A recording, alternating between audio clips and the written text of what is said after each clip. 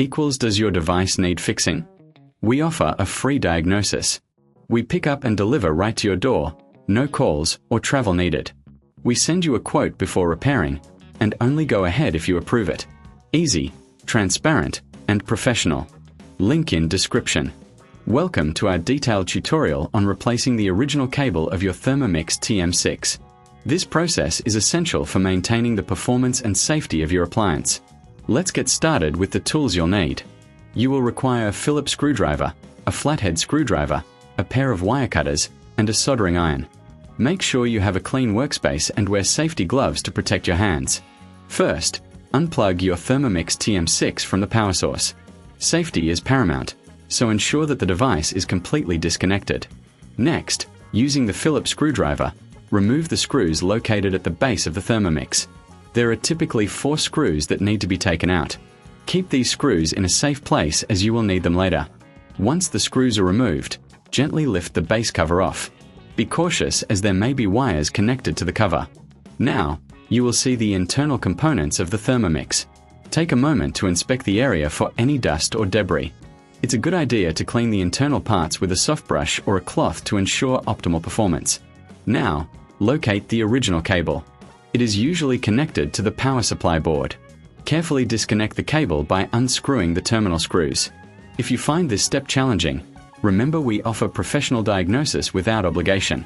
Our team can assist you in ensuring everything is done correctly. After disconnecting the old cable, take your new replacement cable and prepare it for installation. Strip the ends of the wires to expose the copper. This is where the wire cutters come in handy. Make sure the exposed wire is clean and free from any insulation. Next, connect the new cable to the power supply board. Secure it by tightening the terminal screws. Ensure that the connections are firm to avoid any electrical issues later on. If you reckon this is too hard, remember we offer pickup and delivery at your home, so you don't have to worry about transporting your Thermomix.